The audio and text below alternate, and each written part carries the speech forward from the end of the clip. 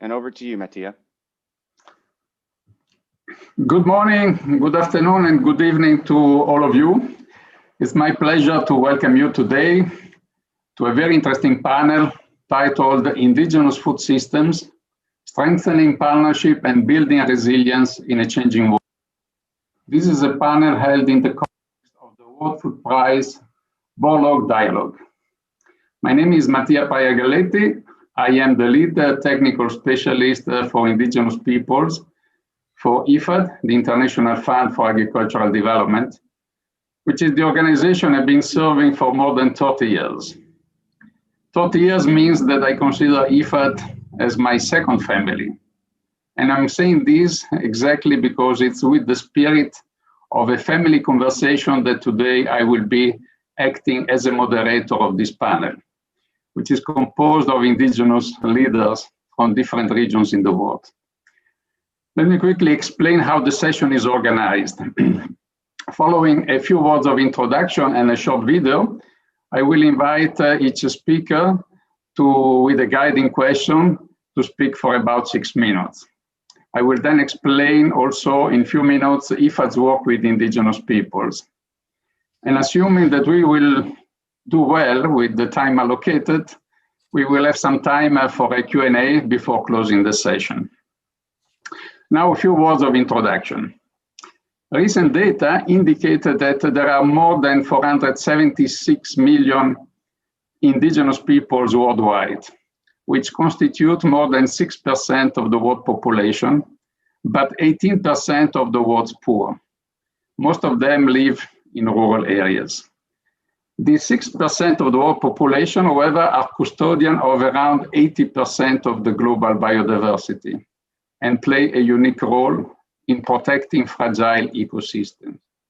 And they also play a very important role in meeting the Sustainable Development Goals of Agenda 2030. But it's sad to acknowledge that instead of being recognized for their contribution for holding a sustainable planet for all of us, they are among the most discriminated and marginalized groups in the world. The world has a lot to learn from indigenous peoples, but their traditional knowledge is often not valued.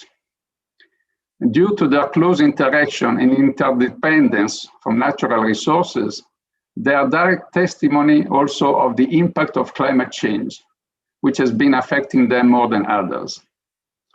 The biodiversity of their indigenous foods, their nutritional values, their farming practices, are all elements that could make food systems more sustainable and more equitable. And this is what the Borlaug Dialogue are about. Last but not least, today, indigenous peoples are facing increasing challenges in the context of COVID-19 pandemic. The panel will touch upon them also and highlight the importance of building partnership with indigenous peoples, communities, and their organizations. Now, to set the stage, we also thought to show you at the beginning a short video that captures a number of points that will be relevant to today's discussions, like the importance of traditional foods, the consequences of climate change and the need to adapt to it, and the combination of traditional knowledge with scientific knowledge. We hope that you will enjoy the video. Over.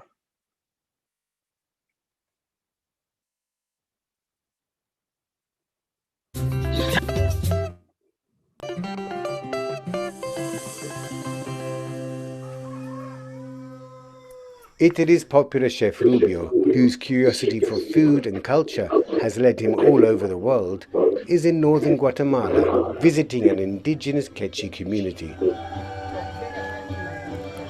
Assistere alla cerimonia è stato sicuramente intenso, non mi aspettavo una cosa del genere, ho potuto solo farne tesoro e guardarla in rispettoso silenzio. Sapere che queste persone che ho incontrato erano i diretti discendenti dei Maya è stato molto emozionante, perché sapere che hanno mantenuto e conservato le loro tradizioni per me è un qualcosa di incredibile. Since ancient times, the Quechua people have inhabited these tropical cloud forests. They see agriculture as both physical and spiritual, where the act of planting is also an act of creation. Now, with climate change, they are struggling to grow their crops. To see how they are managing to conserve their traditional foods, Rubio joins local farmer Rosa in the making of an ancestral Mayan recipe, kakik, a spicy turkey soup. Like many others in the community, Rosa's poultry was decimated as increased temperatures brought with them new diseases. With training, she learned how to vaccinate her birds, and with her own kit, she is teaching her neighbours the skills. Through a project called Pro de Norte, supported by IFAD, the International Fund for Agricultural Development, over 40,000 indigenous farmers like Rosa are acquiring new skills to adapt to the changing climate, as the project director Gustavo Pereira explains. El programa busca reducir esa vulnerabilidad de estas poblaciones al cambio climático dentro de las otras acciones que tiene para ir mejorando las condiciones de vida de las y los usuarios.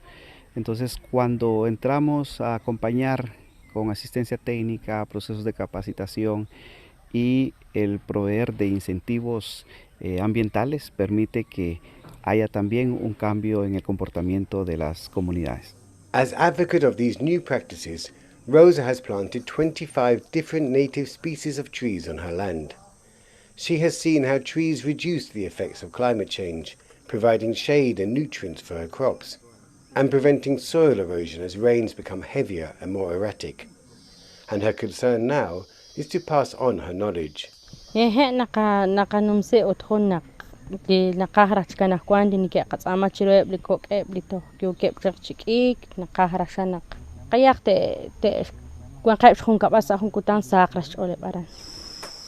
in the kitchen, the preparations start and Rubio lends a hand. The turkey pieces are placed in boiling water and then in goes the chili. Ponemos el chili. Chili, esto, ¿es picante? Ra, picante. Chili peppers are widely used in Mayan cooking, but recently local plantations are drying up due to the excessive heat. Following Rosa's example, these farmers are growing taller plants in amongst their chilies to provide shade and keep in the moisture. Their production is up, and now they have enough to sell. The cooking continues with chopped tomatoes and onions, crushed garlic and freshly picked herbs. ¿Por qué no está llorando? Un paso más lejos. Ok, así. Así. Me duele la schiena, però así. È molto importante che le donne Quechua rimangano qui nelle loro terre per coltivarle, per tramandare sia le tradizioni ma spiegare anche alle nuove generazioni come preservare l'ambiente. Attraverso i piatti sicuramente non si può cambiare il mondo, però si possono veicolare i messaggi e poter raccontare al mondo un problema molto più grande come quello del cambiamento climatico e di tutto ciò che ne consegue, credo che sia qualcosa di importante, quindi sono orgoglioso di essere stato chiamato da IFAD per questa missione. Non sabe come dirlo in spagnolo, però in italiano è non ho mai mangiato un tacchino così buono. As the environment changes around them, these farmers are finding ways to adapt, and for the time being can maintain their ancient traditions and recipes.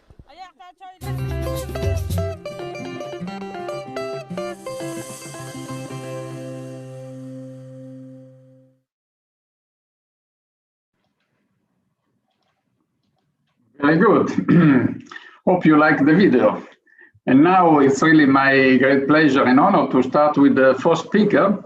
The first speaker is Jenny Sims-Heap, who is a citizen of a Chickasaw Nation and currently serves as CEO of the Native American Agricultural Fund, which is a private charitable trust. The trust is the largest philanthropic organization in the United States, focusing solely on native farmers, native rangers, native fishermen, and food systems. She has over 35 years of domestic and international experience in agriculture and food law and policy. So Jenny, based on your vast experience, could you help people to understand and appreciate the value of indigenous food systems? Over to you. Oh dear. First of all, Chokma, It's very wonderful to be with you today, and I'm so honored to be with my esteemed panel members today. And thank you for inviting me. There's so much to be said, and we have less than an hour to do it, and I'm going to probably touch on way too few points and leave so many other ideas and points to be brought out by my fellow panelists. As you said, I'm a citizen of the Chickasaw Nation. You know, up until the 1800s, the Chickasaw people lived and were a part of a biodiversity and a food system that is not where we are today. We were displaced around 200 years ago. And when that happened, the fabric of our indigenous food systems was altered. And in many areas, it was destroyed. But when we were removed, we began again. Our prior history in our original homelands really was, in essence, we were agriculturalists. We were food people. Our communities never wanted for food, but we approached our food systems from a very sustainable and diverse, understanding, if you will, of who we were and who we were in that place and our place. We lived in dignity and sharing that space with our plant relatives and our four-legged relatives and all of those pieces of the puzzle that go up underneath indigenous communities, wherever they might be. We do have so many commonalities with other indigenous communities, but when those ties are broken, a people can be broken or they can be resilient and rebuild and recover. And that is what my Chickasaw people did, my ancestors did. But these systems are so intertwined. The people within those systems, and your film showed it, are so intertwined with place. And I believe, one of the really important things that Chickasaw young people are taught from our birth is that we are unconquerable, that we will rise above whatever challenge, that we will fight to retain the lands that we have now, and that we will do whatever we can to ensure the health and well-being of our people. Several years ago, the diabetes was just running rampant through our people, and we all looked at each other and said, this cannot be our destiny. This is not who we are. And since that time, we've been taking actions just as Chickasaw people to really address that and dig in deep and really help to rebuild and revitalize our food systems, realizing that they weren't our original food systems, but they are where we are now. I'm going to switch just for a second to share with you. I have the honor to head the Native American Agriculture Fund now, but that fund was created out of discrimination and wrong that was perpetrated on Native farmers and ranchers in the United States. We are a $250 million trust fund, and we have 18 years left through which we must spend down those resources to do whatever we can to support Native food systems. I'm telling you that what we need is to extend beyond that period, but when we were created, it was only for that time period, a 20-year spend down period. But so we've been working very, very rapidly to deploy as many resources as we can. And in less than a year, we have deployed $28 million into indigenous communities throughout the US. We are funding over 180 projects in over 270 indigenous communities, and they run the gamut. As you can well imagine, many of those activities are really focused on resilience through COVID and how we can, reimagine where we need to be moving forward. But most of those projects are totally grounded in food sovereignty, traditional foods, traditional medicines, youth. We really focus heavily on our young people, making sure that they can come up behind us and carry on our food traditions. We are investing in advocacy and public issues campaigns. We are reclaiming our lands because we know that we must. We cannot allow any further land loss within our communities. Seed preservation and protection, technical support and education systems that can sit up around Indigenous people throughout the US. I would love it if we had the resources to actually work internationally. It would make my heart very happy. But our trust is not designed for that. So what we are actively doing every day, and I was so happy to be reached out to you by you, is to try to connect with our international Indigenous brothers and sisters, because this work really goes beyond just the US and what Indigenous communities are doing here. We already know that those tentacles are spreading to other communities around the world, and we're very excited to take part in that. But I'll just leave it at that, other than to tell you that we all envision in our work with the fund and with our board of trustees, a more interconnected and intertribal and inter-Indigenous cooperative move into these actions that really are urgent. We actually must do whatever we can to protect people in place in these precious places. But they hold such, and my people do too, we hold such deep knowledge that, quite frankly, has been ignored for too long. But it should not be in the opening of that knowledge to others. We cannot lose it, and it cannot be allowed to be stolen, because that would be the most tragic thing of all. And I'll leave it at that. I can't wait to hear about from the standpoint of my other panelists and engage in some family dialogue. Thank you so much. Thank you, Jenny, so much. It was very rich intervention. You mentioned not only about the value of Indigenous food systems, but also the challenges that they are facing, the fact that they can be altered and what it takes to recover them, and also the interconnection. And it was also good to hear from you a little bit more what the Native American Agricultural Fund is doing.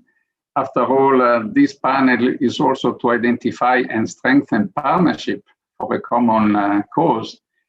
And also you bridge very nicely with the next speaker, since you made reference to COVID-19 and you made reference to the youth, to the importance also to maintain traditional knowledge. And in fact, the following speaker is a great speaker. I know him already. I think I'm honored to say that I'm also, I hope, one of his mates and friends. He's Victor Lopez Carmen. He's a member of the Crow Creek Sioux tribe in South Dakota and the Yaqui tribe in Arizona and Mexico. He campaigns for human rights at international scale. At present, he's a co-chair of the UN Global Indigenous Youth Caucus, and he's also quite busy because he's the MD student at the Howard Medical School, where he's chairing also a working group working on the issue of COVID-19. So the question for you, Victor, speaking on behalf of Indigenous youth, is if you can tell us about how you see the current situation, the impact of COVID-19 on Indigenous food systems, and what could be the strategy for a post-COVID-19 recovery. Thank you for being with us, and over to you, Victor. Pilamayalo Matia. Hamatakiwapi, Victor Machiapielo. Thank you so much, and I can say very confidently that we are friends. I'm really happy to be here with everyone, and I think it's an amazing question, and the previous speaker got into it a little bit, and I appreciate what she said about youth, it's really important right now, and I'll just reflect on what we've been seeing on a global scale with Indigenous youth, especially during COVID-19. One of the things I want to touch on is that during COVID-19, I think a lot of communities shut down their borders and they started relying more on traditional foods in a lot of cases, especially from what I've seen from our tribes in the US. I've had friends and Indigenous youth who, when they returned to their communities during the pandemic, they ended up starting gardens that they never had before, right on their land, and they ended up harvesting. They ended up planting. I think this was really interesting to me because I think it showed, one, that Indigenous communities, when we're able to exercise our rights and rely on ourselves, we can do a lot.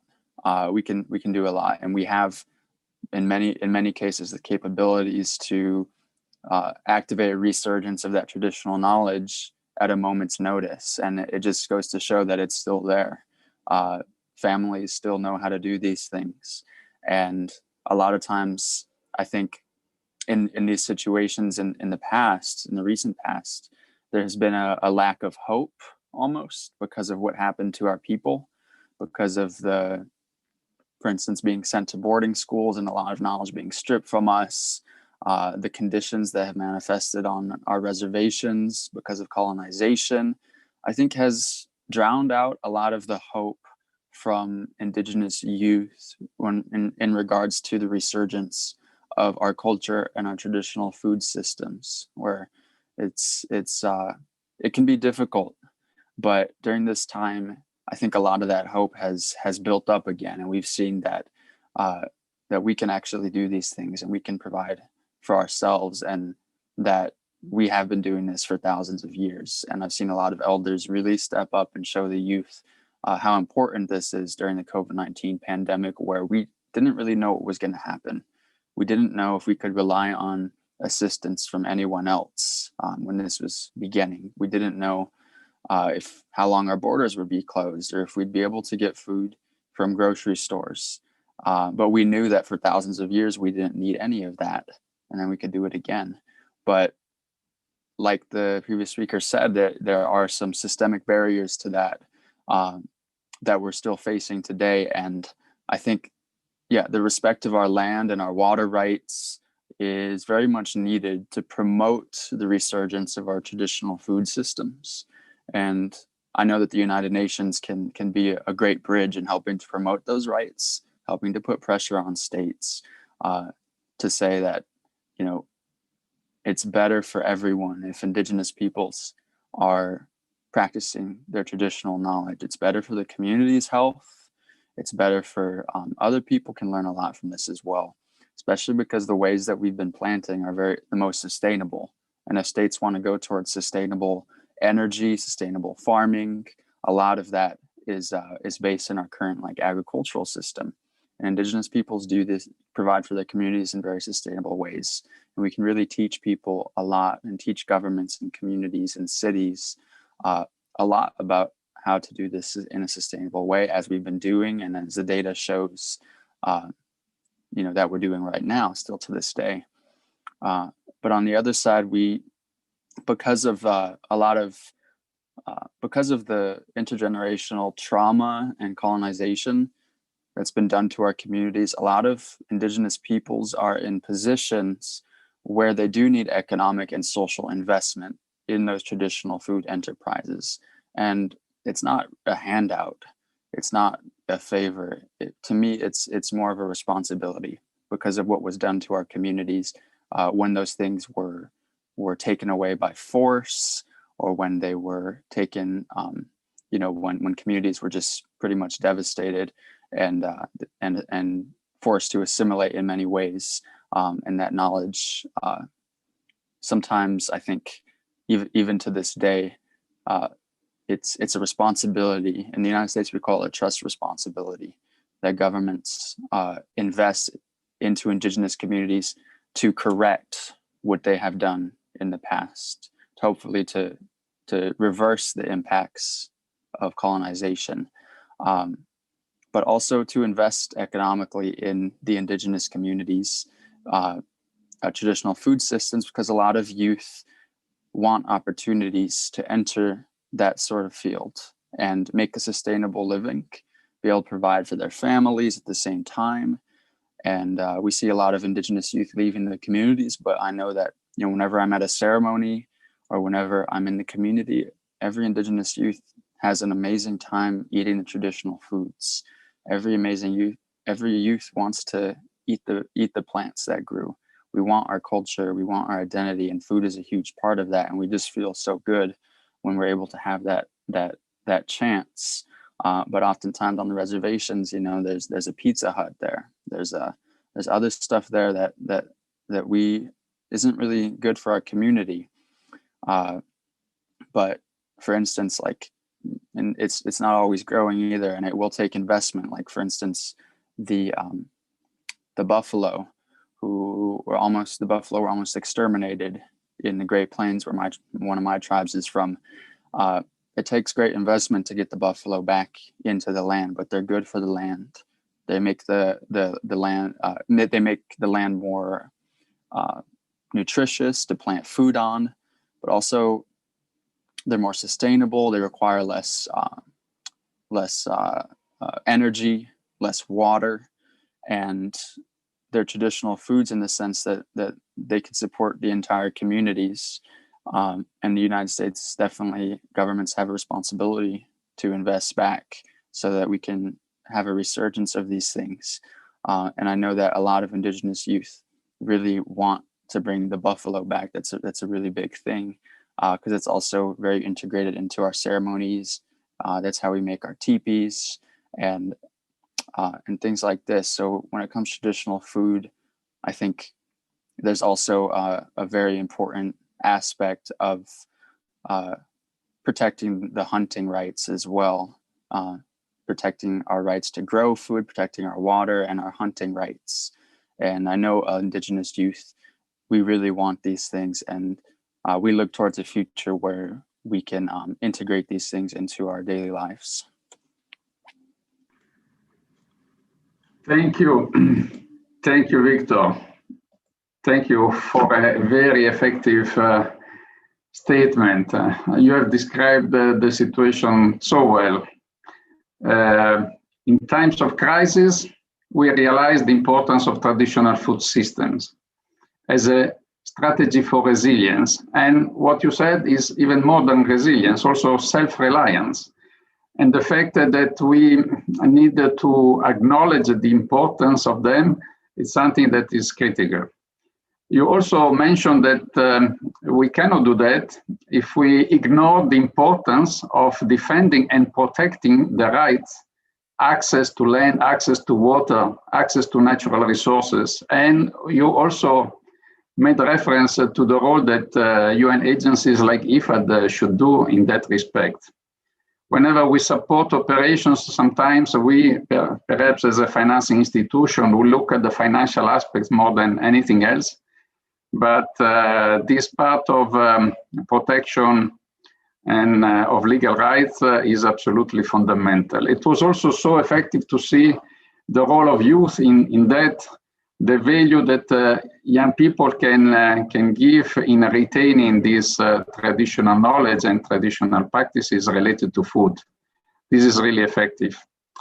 Thank you so much. We know that you have obligations, academic obligations, very important, and you won't be able to stay with us all the time, but I think we need indigenous youth up to the level of being able to combine the importance of traditional knowledge with the scientific knowledge, and perhaps this is an issue we will get back during the panel. So thank you again for staying with us. And now, thank you. And now from a great speaker to another great speaker, it's really my pleasure and honor to introduce Myrna Cunningham, who is an indigenous Miskita from Nicaragua. She is a worldwide known indigenous rights activist. She has covered so many functions and positions. She was former chair of the Permanent Forum on Indigenous Issues. She's currently, among other things, chairing the Fund for Development of Indigenous Peoples of Latin America and the Caribbean, FILAC. She is also a member of the advisory committee on the Food System Summit. And in this regard, the question for Mirna is looking at this summit, which will come in 2021, how can we go ahead in promoting indigenous people's livelihoods and food systems? And what are the possibility of partnership around this objective? Over to you, Mirna. Thank you, Matthias, and thank you to all of my fellow panelists for this great panel today. There are more than 476 million indigenous peoples worldwide, and that constitutes 6% of the world population. But poverty is associated with gender and indigenous peoples. More than 18% of indigenous women live with less than $1.90 a day. 73% of indigenous peoples lives in rural areas. We have, during the years, built strong partnership with different organizations. And I would like to begin with IFAD. IFAD has more than 3 decades of experience working with indigenous peoples to promote sustainable, self-driven development and livelihood. And over the years, IFAD programs have supported our communities' aspirations, culture, identity, knowledge. And they have given us a lead role in determining our development and promoting a systematic dialogue between indigenous peoples, United Nations agencies, and government. IFAD has effectively turned us into partners rather than mere beneficiaries of rural development initiatives. So when we talk about partnership, these are some of the aspects that we consider that should be included in the partnership discussion. We really want to be, as you would say, in the driver's seat. We want to be the ones that are defining what is being done in our communities, what are the benefits that we receive. We want partners that respect our self-determination and partners that respect and promote our rights. In the case of IFAD, this has been possible because it has created different instruments. We have a policy in IFAD to work with indigenous peoples. We had an indigenous peoples assistance facility, very, very small compared with yours, Jenny. So we really need to build partnership. And we also have an indigenous peoples forum. At this moment, we are now preparing for the 5th Global Indigenous Peoples Forum at IFAD. And our theme is food systems and resilience in the face of COVID. And we are organizing sub-regional meetings in different parts of the world where IFAD works. And we are learning a lot of things from indigenous communities about how they are coping with COVID-19.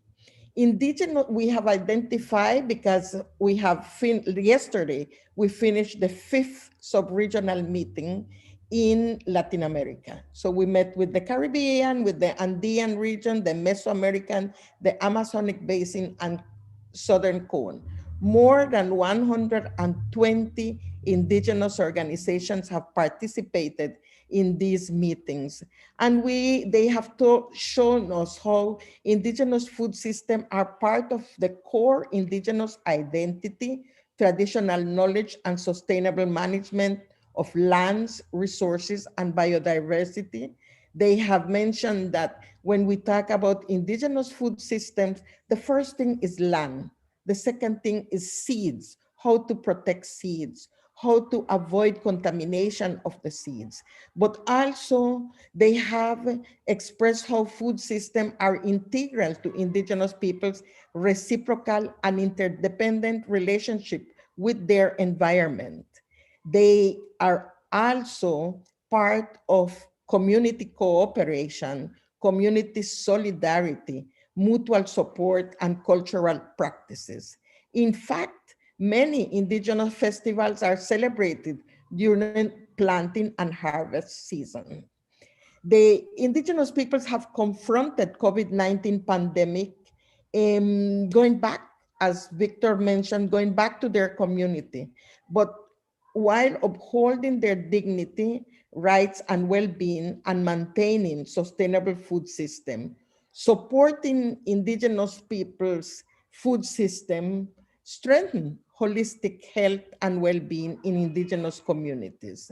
And more than ever, we have been able to see that indigenous communities, small farmers, drawing on their traditional knowledge and experiences, have offered local, grounded solutions to improve production system even before the pandemic, and that has increased during the pandemic.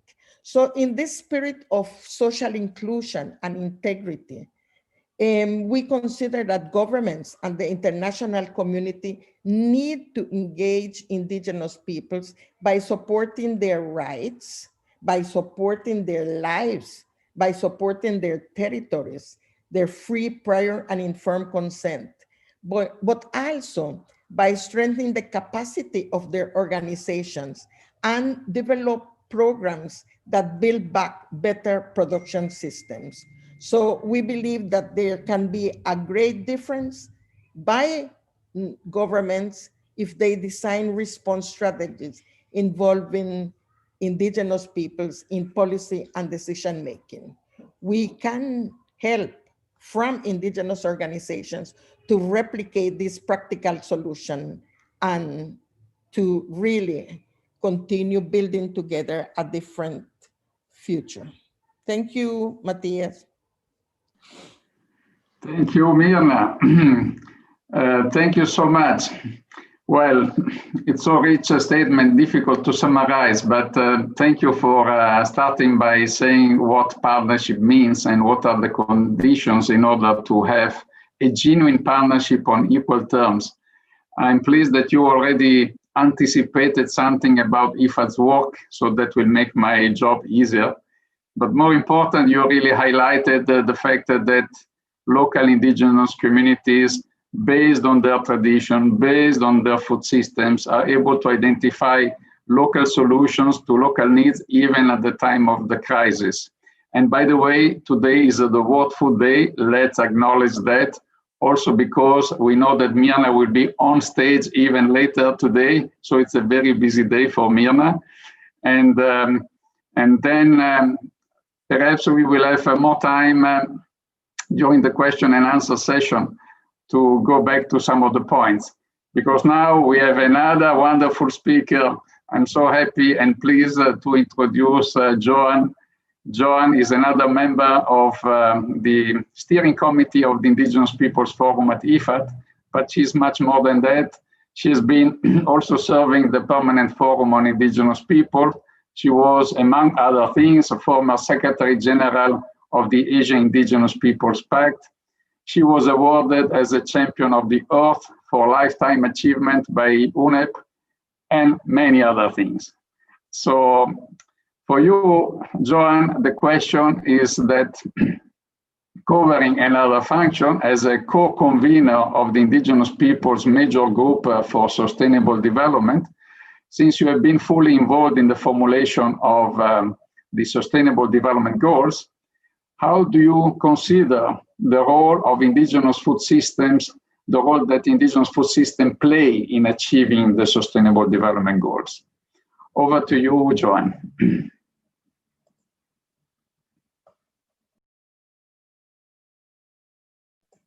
Muted. Mike. Okay, thank you, Mattia. And I also want to acknowledge my co-panelists as my sisters and brothers. I would also like to echo that I grew up with the teachings of my grandparents and my parents to always not to waste food and to put importance to food that we eat, that it's a symbol of our identity and our well-being as Indigenous peoples. And for me as a Kankanaey, it's really more, our identity is very much linked to having sweet potato and pigs. Those are, you know, we can survive with our pigs and with our sweet potatoes. So I grew up with that.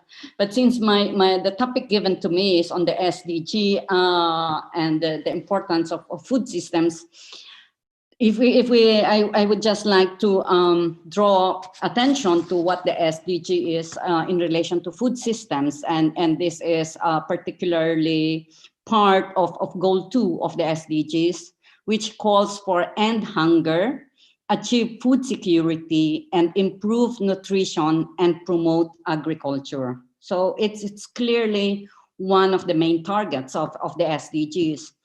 And in particular, it has a target that specifically mentions Indigenous peoples. And this is target 2.1, that by 2030, end hunger and ensure access by all people, meaning also Indigenous peoples, in vulnerable situations, including, that's target number 2.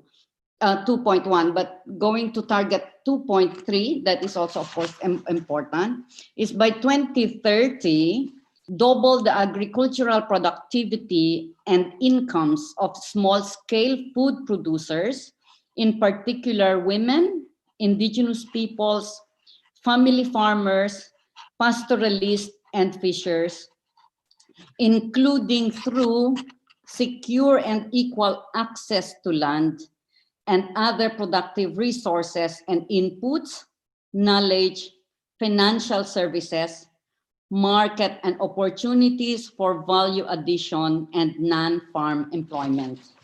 In fact, this target is only the second target that explicitly mentions Indigenous peoples. So there is already a recognition on the central role of Indigenous peoples in relation to food production, but also the vulnerability of Indigenous peoples to food insecurity. So that's one. But what is very relevant in this target is also the recognition of the need for Indigenous peoples to have access to lands and resources.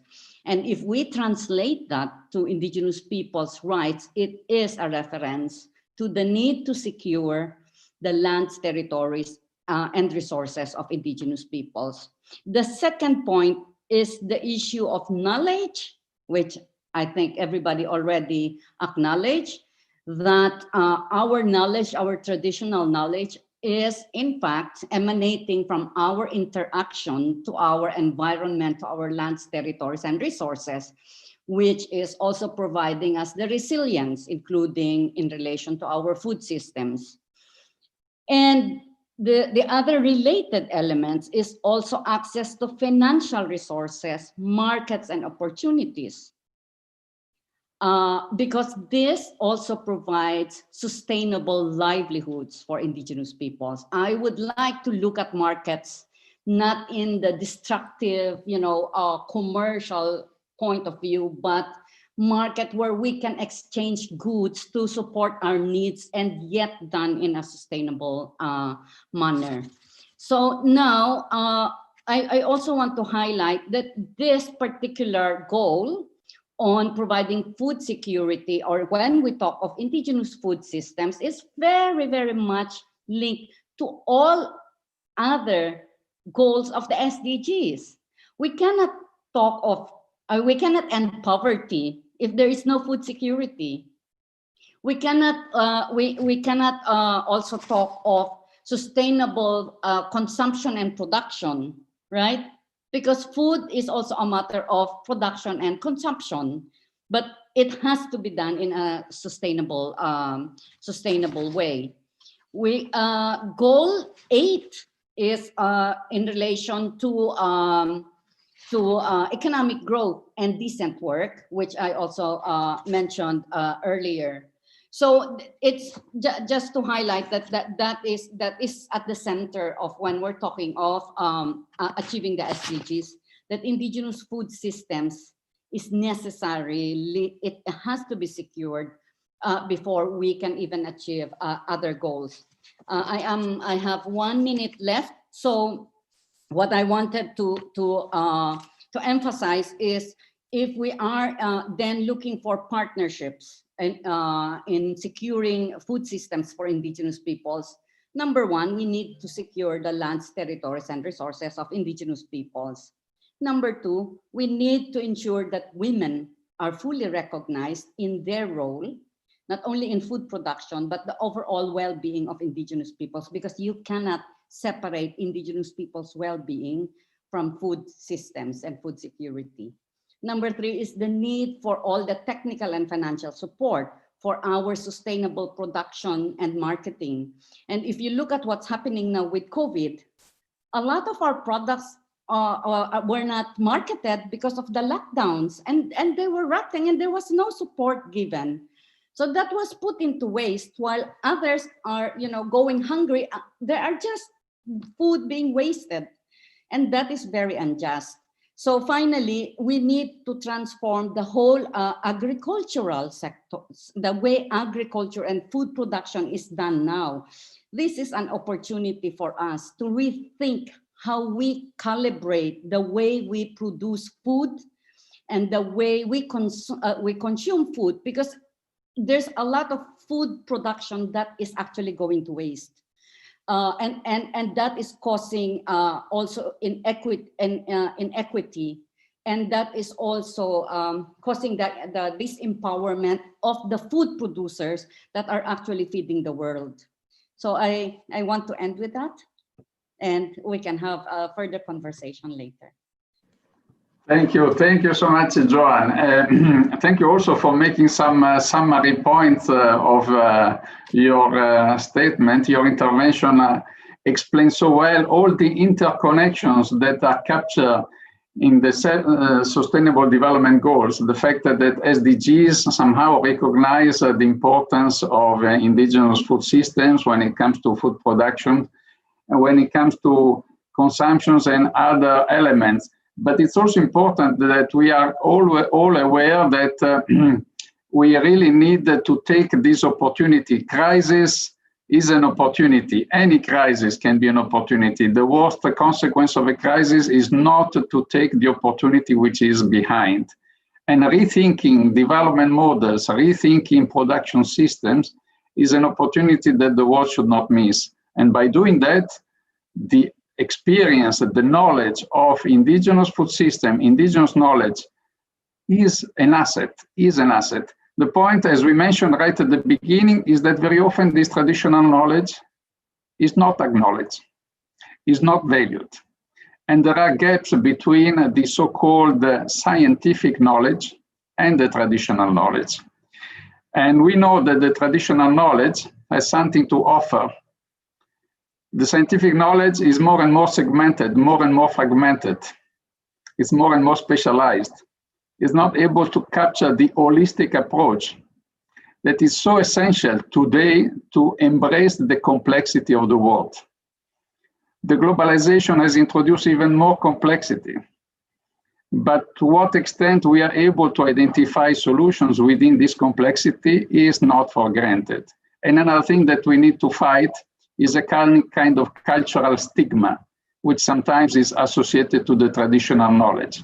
Sometimes it's easy to say this traditional knowledge is backward. It's not backward.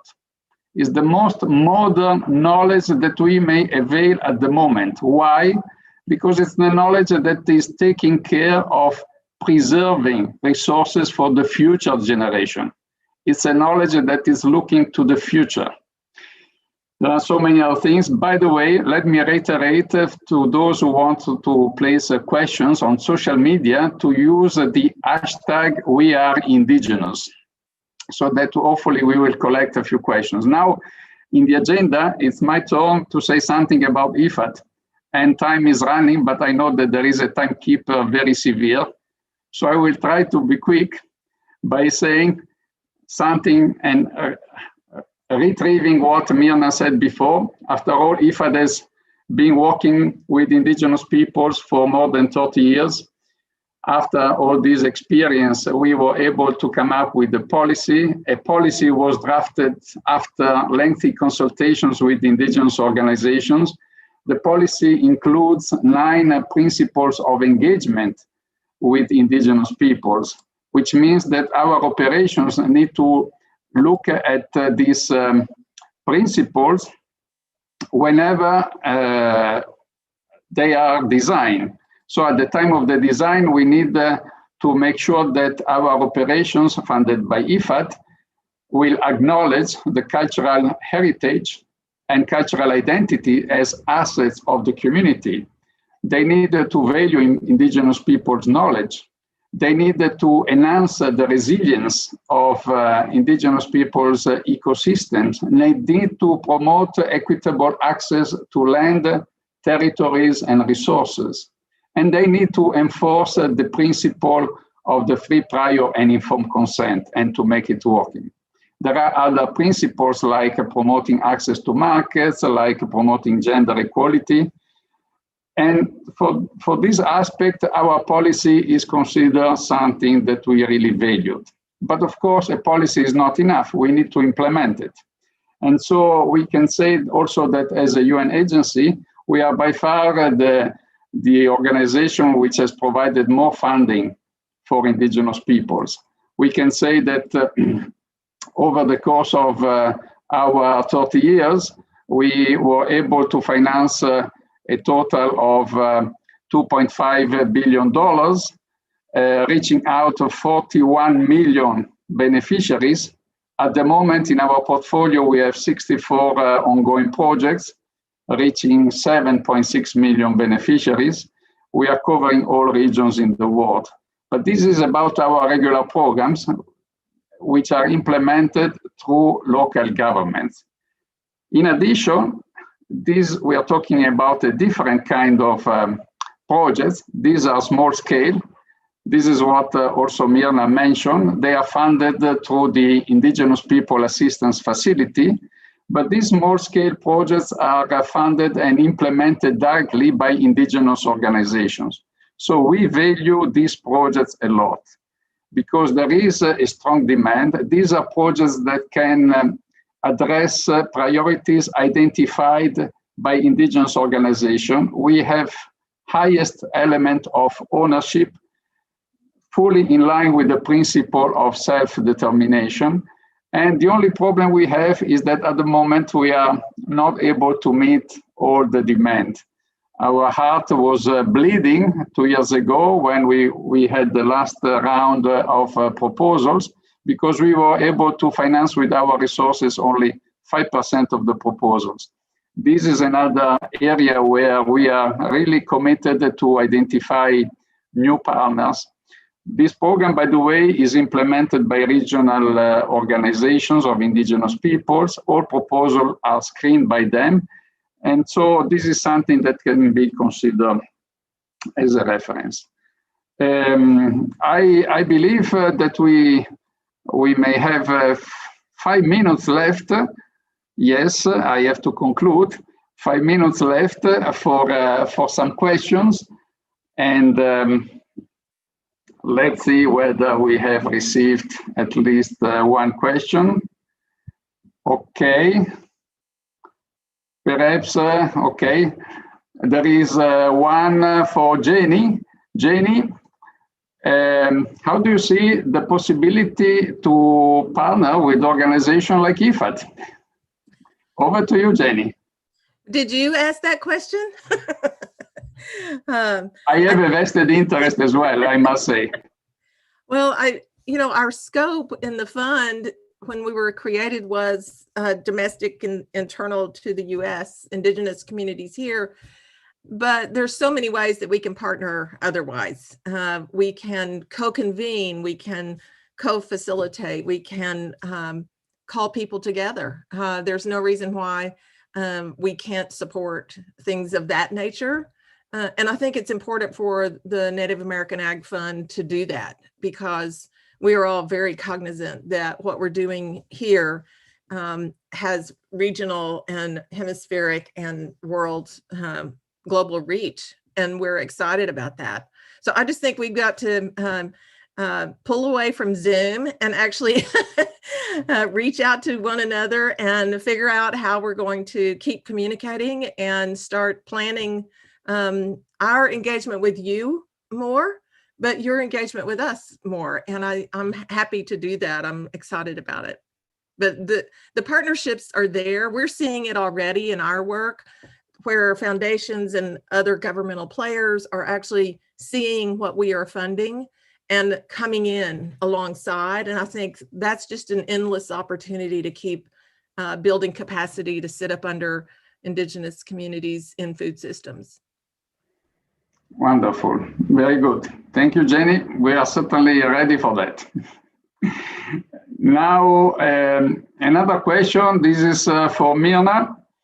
Mirna, as a chair of the Indigenous Peoples Forum at IFAD, do you really think that IFAD is doing its best to do what you said before? This is something, by the way, that we are quite proud of, but we always never need to be complacent with what we are doing. So we heard in the past that you mentioned, by giving us a lead role in determining our development and promoting a systemic dialogue between Indigenous peoples, IFAD has effectively turned us into partners. We very much like, and I repeat it as often as I can with management, that whatever we do should be done with having Indigenous peoples in the driving seat. Is this all what we are doing? Is there anything better we can do? Over to you, Mirna. Thank you, Matthias. Of course, you can improve. Because that's, I would say it's our aspiration. But the instruments that IFAD has put in place to work with Indigenous peoples are good. But as you mentioned, IPAF can only support 5% of the demands. So we have created a lot of expectations around this partnership that requires that IFAD in the future review its instruments for your work with Indigenous peoples. And I think the basic demand of Indigenous peoples is related with access to funding, because the biggest instrument that IFAD has to support are through projects. And these projects goes through governments. And sometimes these do not reach Indigenous peoples properly.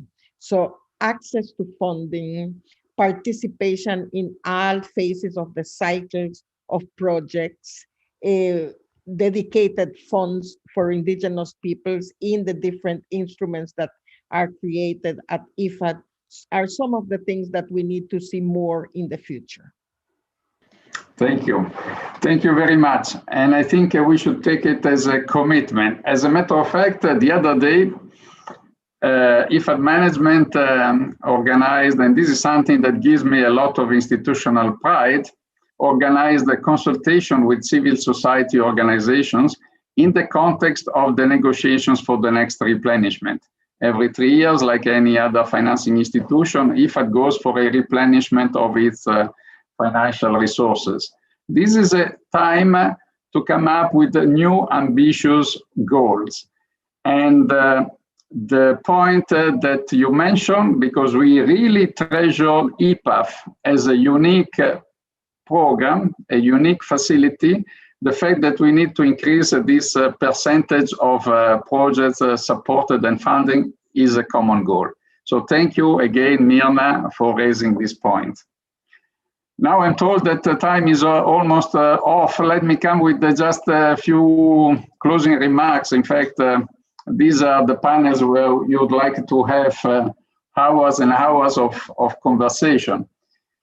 Let me just say that IFAD is proud to highlight this partnership where indigenous peoples are making important contribution to sustainable rural development worldwide. So we have heard how indigenous peoples' knowledge, cultural values, and management systems are essential to a more food secure future. But let's be clear on this. The next Food System Summit will probably fail or will not be as successful as it should be without being able to acknowledge the importance and the value of indigenous food systems. And the fact that despite the wealth of knowledge that indigenous peoples have of their own local environment and food system, they, let's not forget, often face vulnerabilities derived from discrimination and marginalization.